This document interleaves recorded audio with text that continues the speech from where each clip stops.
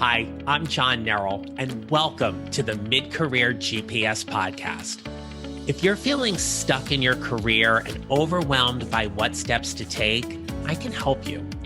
As an executive and career transition coach, I help my clients prepare, position, and promote who they are and what they do to show up and find a job they love or love the job they have.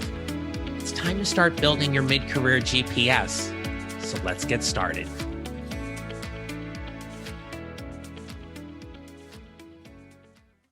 Hello, my friends. Welcome back to the podcast. Today is episode 67, and I am talking with you today about what it means to you to be nice. Now, as a professional, as a leader, as a human being, I think it is fair enough to say that we all have a shared understanding about what being nice means.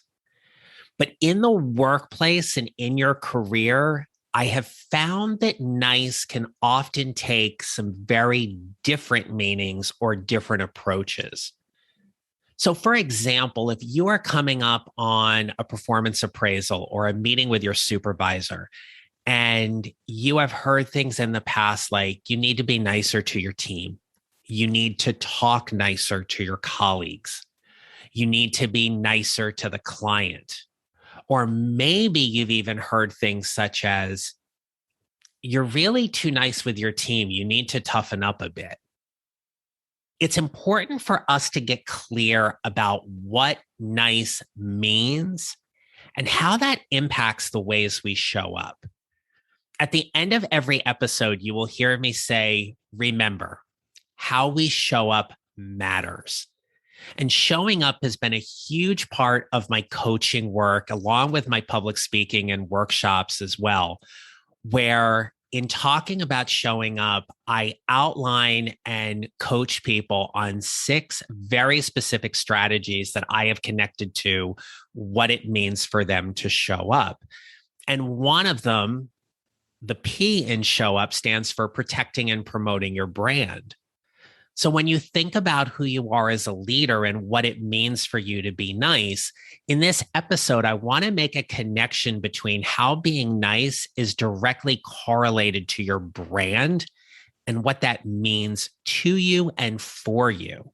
So if you want to learn a little bit more, by all means, I want to invite you to go over to Amazon to check out my books. My first book is called Show Up, 6 Strategies to Lead a More Energetic and Impactful Career. My most recent book, which is only a couple months old, is called Your Mid-Career GPS, 4 Steps to Figuring Out What's Next. Both have a chapter or component to them that does talk about what it means for us to show up. So if you're looking for some more context, I certainly invite you to go and check out my books there. Well, if we're going to define nice, I think it is only fair that we ground ourselves in a definition. So from the Merriam-Webster dictionary, essentially what nice means is about being good or enjoyable. It's about an attractive or of good quality. For example, you might say, they have a nice car, or I went to a really nice restaurant. It might also mean being kind, polite, and friendly. She is a really nice person, or he's such a nice young man. So in thinking about nice, we understand it, for all my editorial friends who are listening, as an adjective. It is a descriptor that is giving context or meaning to a person, place, or thing. When we think about behavior, and in that behavior, you think like, okay, well, what does it mean to be nice? Well, growing up, we learned how to be nice based upon what our parents and our siblings modeled for us, what they believed being nice was. We shared things. We didn't spread gossip or talk about people behind their backs. We got rewarded for being nice, and we got punished for being naughty. In fact, even as you think about the holidays, there is such emphasis placed on we need to be nice and spread cheer and be kind. And yes, absolutely. All of those things are wonderful. Please don't think that this podcast is going to take an immediate 180-degree turn. I'm going to teach you all how to be jerks. Okay. That's not the point of this. But in being nice, we also have to be careful that we are not doormats either. This is not about letting people walk all over us and take advantage of us. As a leader, when you hear from people, if we connect this back to the brand, oh, so-and-so is a really nice leader. What do you mean by that? Well, they let me take off or leave early every Friday, so they're just really nice. Okay. So you get something from them, but what is it about them as a leader? Being nice can be a blessing and a curse. Let's call that out for a minute. In thinking about being nice, it is important that as you show up, you also set very specific ground rules for what being nice is. And once we're able to keep those boundaries, it creates certain safe spaces. Because make no mistake about it, being nice is an action. We feel something when we are nice. But the action part of it, the verb, the doing, that is where we get to model or exemplify what we believe being nice is. You may be a really good listener. And one of the things you may pride yourself on is that people on your team can come to you and they can share anything that's upsetting to them or they're complaining about, and you as the leader will always take time to listen. That's great. That's something I wish every leader would do. But let's also set some boundaries on that.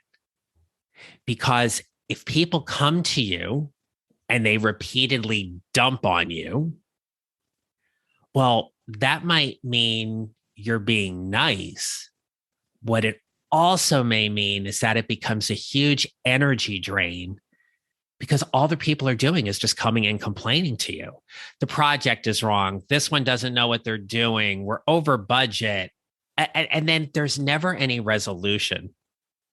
I'll share a story with you here. I had a wonderful team member who I just enjoyed working with that she loved to call me up and just unload. We happen to not be in the same office, but it was very apparent that her calling up made her feel better at the end of the call. And then I wasn't able to get my stuff done, or there just wasn't any progress in the phone call. And after this happened several times, and I thought, okay, I feel like my niceness is being taken advantage of. And so here's what I did. The next time this person called me up and they said, do you have a few minutes? I need to talk to you. And I said, well, what do you mean by a few minutes? And they were like, well, I got to talk to you about this. Where I said, great. Here's the thing. I've been thinking about our last several conversations and they've just gone on too long with you ranting and raving. And while I'm happy to listen, I have to set some boundaries on this because it's not a fruitful conversation for us. How would you feel if we set some ground rules about what this conversation would look like? Because I know you're frustrated and I know you're upset and I want to hear all of that, but I just can't have you keep ranting all the time and we're never getting anywhere. So they're like, what do you have in mind? I said, look, let's set the timer for 3 minutes and you can rant all you want, but at the end of those 3 minutes, we have to get to a resolution. or we have to get to some way you're thinking about solving the problem so we can progress and move forward. They agreed. The next time it happened, person calls me, says, John, I need 3 minutes. That was part of the agreement. I said, great. I'm going to set the timer for 3 minutes. Start your rant. Go. And they went off. Right? You know how you it's just the floodgates open and you just can't stop because it's coming and it's coming. And it feels really good to get all that out of there. A minute went by. And they're going on, complaining about this person and that person and this project and that project and how this wasn't working. And now 2 minutes have gone by. And so I say to this person, you have 1 minute left. And they're going and they're going. It was like the train couldn't stop, kept going. And I went 30 seconds. Got to get me to a solution. 15 seconds. And I'm warning them the whole time. And I'm like, I need a solution. What's a solution? And I'm saying these things. And so 5 seconds went by, 5 seconds left. And then finally at 3 minutes were up. And I went, your time is up. And I hung up the phone. And I hung up the phone because that was part of the agreement. If there wasn't a solution happening by the end of 3 minutes, we agreed I would hang up the phone. So I did. Now, the thing about setting ground rules is that if you don't enforce them, they don't mean anything. When you make agreements or set ground rules with somebody, you have to follow through on what's been agreed upon. So I hung up the phone because that was what was agreed upon. And now I waited. Person didn't call me back. And honestly, I'm a little uncomfortable at this point because I just thought, oh, crap. I hung up the phone on somebody. I mean, I didn't slam it down, but I hung up the phone. So about 7 minutes passed. I called this person back and I said, what's the solution? And they go, I can't believe you hung up the phone on me. And I go, I can't believe you didn't honor the ground rules we set. That was what we agreed upon. What's the solution? They gave me a solution. They also never did it again because they knew that I would follow through on that. Now, as you're hearing all of this, am I still nice? Yeah, I held space for all of my members, all of my team members to come and talk to me. But they knew that part of that conversation had to get to a solution or a resolution so I could help them work through that. Otherwise, all I am is a dumping ground. Those are the things when we think about being nice, we have to weigh out whether being nice lives in the head as a thought or it lives in our heart because it's a feeling. And I will argue that at times it must live in both in order to create the action as to how we demonstrate what being nice means. I came across an article that referenced a book by Fran Hauser. This was published in 2018 called The Myth of the Nice Girl, Achieving a Career You Love Without Becoming a Person You Hate. And what Fran Hauser writes is this, quote, in reality, niceness is an essential quality of leadership for the world we're living in. It's a superpower that can unlock all sorts of potential and possibility we're currently missing. There's actually something very wrong when kindness isn't part of the picture when it comes to our leaders. When kindness isn't modeled and celebrated, we find ourselves in a workplace environment that is, at worst, toxic, and at its best, fails to allow us to reach our full potential and share the best of ourselves with others. And people are clamoring for a better, more human, nicer style of leadership. I like that quote from Fran Hauser's book because it does a nice job of encapsulating what kindness and leadership can look like. And when I thought about that quote and I compared it with what I have read from Brene Brown and Simon Sinek, that there definitely is that place or that balance where I believe we can show up as a nice, genuine, authentic leader while at the same time never being somebody's doormat. Being nice doesn't mean you're incompetent. Being nice doesn't mean you can never terminate somebody, have a courageous conversation, or as I like to call an intentional conversation with somebody. You can have the difficult conversations. It's just in how you show up is very, very different. Being nice is often equated with being a people pleaser. And depending on where your leadership is with this, it's an interesting comparison because when I work with my clients and we talk about what it means for them to be a people pleaser, I'm always curious to know what is their motivation to please. In some cases, it's about avoiding confrontation. In other cases, it might be about persuasion or getting somebody onto their side or getting the buy-in that then allows them to get something for that. You might be thinking that's manipulation. It might be about building an alliance or building a community that people are willing to step up and show up for you in whatever happens. There's an old saying that says you can get more flies with honey than you can with vinegar. Or maybe it's you get more bees with honey than you get with vinegar. It's one of those things, right? But nobody likes vinegar. Look, if you're drinking apple cider vinegar, side rant here for a minute. If you're drinking apple cider vinegar, utmost respect for you because I have tried it and it's disgusting. I try it. I can't do it. I need to figure that out. Probably need to put it in something else other than just trying to drink it straight from the bottle. But kudos to you, my friends, if you're able to do that. I haven't mastered that one yet. But we know vinegar tastes awful, right? In thinking about how we get people into our community or into our alliance, it is about that buy-in and that importance.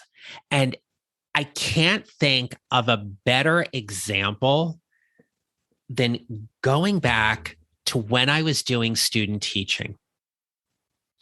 A student taught in a 7th grade social studies classroom. Now, I went on to teach mathematics, but I was teaching social studies and a little bit of math, actually. And the interesting part of this relationship was that I had taught for 2 years in a private school. If you follow me, you know that I went and did some other things. And then I went back to graduate school full time and I got my certification in mathematics. And in order to get my certification, I had to do 12 weeks of student teaching. So I was in this 7th grade class and my mentor teacher, if you will, had this phrase about you need to blast them. They do something wrong, just yell at them, scream your head off, let them know your business. They'll get scared of you and they'll never do anything to tick you off or upset you or anything like that. Okay, you're the one that's going to write my evaluation. I don't necessarily agree with this. And I had tried not doing that. And he's like, no, you need to blast them. So I blasted him, yelled my head off. It got me nowhere. In fact, what I learned was that the kids realized what pushed my buttons and they just did it more. So now when I got my certification and I got my job and I was teaching at Valley Middle School in Oakland, New Jersey, which, by the way, if you didn't get a chance to listen to last week's episode, or actually attend my webinar, which is on the Great Resignation and what it means for your next job interview, stay tuned because it's coming up next week. So follow me on social or on my website. You'll see some information about that. I approach things very differently because in doing that, and I thought, okay, this is my classroom. It's going to be my rules. And I remember somebody telling me, be firm, be fair, be consistent. And in teaching my middle school classes, that was probably the best advice I got because there were no surprises. When you're consistent, there are none. When you're fair, you're respected. And when you're firm, people realize you're not a pushover. In some ways, for me, that was about being nice. We hear so much about being empathetic and being attentive and being a good listener and being flexible. And all of those things are vitally important. I hear them and I feel them and I breathe them in my core because I firmly believe we need more leaders that demonstrate those things. But being nice is not about enabling. Let's make a very clear distinction on that, that being nice is not enabling. If you are managing a team of people and you feel like there needs to be a reset, you can make that happen. There are always opportunities to renegotiate, to reset some ground rules. As a leader, it is vital for you to be thinking about what is the impact on your professional brand when you're too nice. Here's what I mean by that. Take a moment and just think about how people experience you on a day-to-day basis. How do they see you in meetings? How do they see you leading or facilitating discussions? How do they see you or read about you or hear you interact with other people? Are you the kind of person that talks down to people who are at a level below you, the junior associates, and you're butt kissing the people above you? Do they see your tone change based on who you're talking to? I'm a firm believer that you should be talking to the president of your company in the same way you talk to the cleaning services that are cleaning the facilities each and every day. Nobody is better or worse based on job title.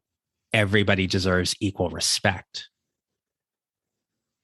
When you think about those things and how people experience you, let's layer in the question of what does it mean for you to be nice?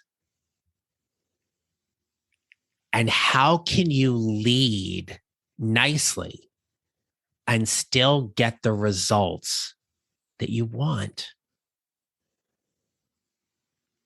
Does being nice mean that you can't get angry? Of course not. But there is a way we can express our anger.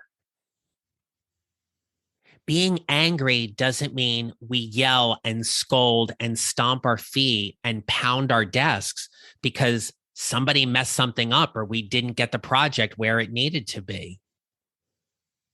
We're not berating children, and we should never be berating children in that kind of aggressive tone either. There's a way we can say, I'm angry, I'm disappointed, I'm upset. I knew someone years ago who said that the only time it was appropriate for him to yell was if there was a bus coming through the building.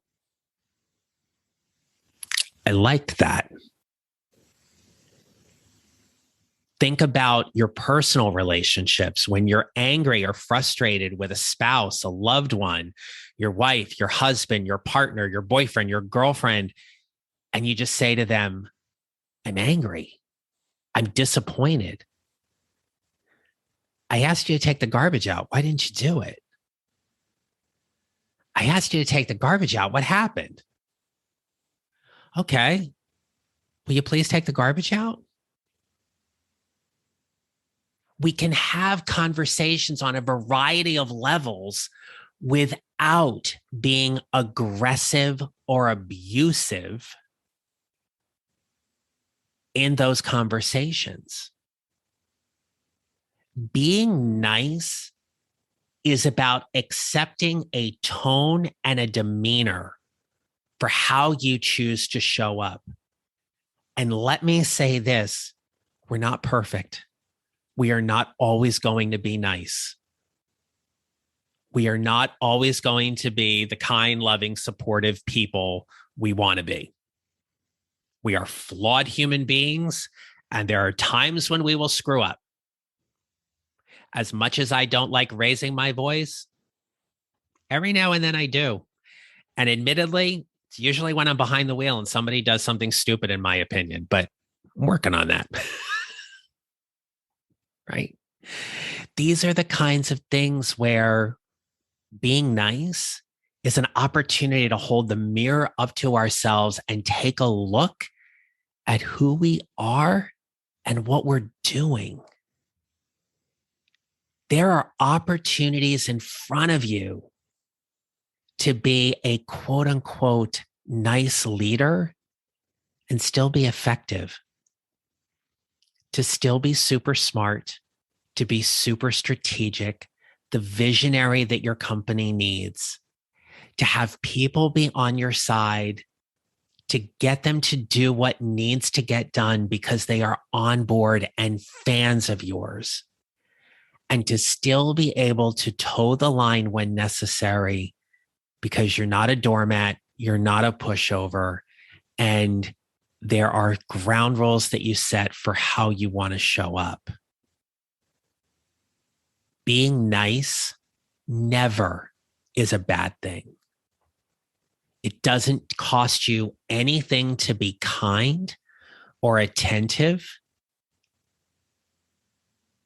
Being nice just gets to be something you are. It's a demonstration of how you want to show up day in and day out. So here's the thing. If you are thinking there is an area where you want to work at being a little nicer, and maybe you think that there's a second one and a third area and a fourth area, and the snowball kind of keeps going down the hill, here, I want you to slow down. Pick one thing for the next 30 days that you want to focus on being a little nicer about.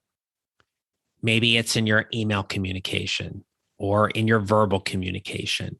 Maybe it's how you lead a meeting. Maybe it's how you handle difficulties or when problems arise.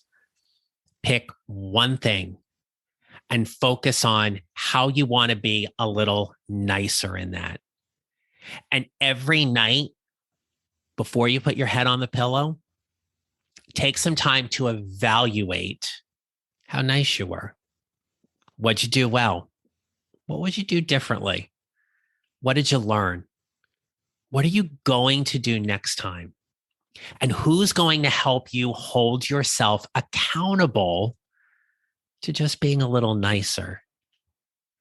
These are the things as mid-career professionals, as leaders, we get to figure out. Being nice is never a bad thing.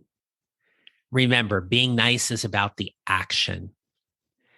And so if you're ever looking for some help around your leadership presence, your leadership style, this is where coaching can really help you explore those types of parameters and situations. So if now's a really good time for you to think about coaching and you're curious to learn a little bit more, drop me a message. You can email me at john@johnnerrell.com, or you can DM me on social at John Nerrell Coaching, or find me on LinkedIn at John Nerrell, and reference this podcast, and let's set up a get to know you call and see where the conversation goes. All right. Hope today was helpful. I enjoyed putting this together for you, and definitely want you to stay tuned because I've got a fabulous guest coming up on Friday with a very, very powerful conversation around our money thoughts and our money beliefs that I know you are going to enjoy. So until next time, remember, we build our mid-career GPSs 1 mile or 1 step at a time, and how we show up matters. And being nice just gets to be part of that. Make it a great rest of your day. I'll talk to you soon. If you enjoyed today's episode and don't want to miss another one, follow on Apple Podcasts or wherever you usually listen, and kindly remember to rate and review. Visit johnneral.com to download your free job search tracker and other free mid-career GPS resources right there on my homepage so you can start building your mid-career GPS. Come join my private Facebook group at Your Mid-Career GPS and join an amazing community of people like you who are all working to figure out whatever is next for themselves and their careers. And don't forget to connect with me on LinkedIn and follow me on social at John Neral Coaching. I'll see you next time.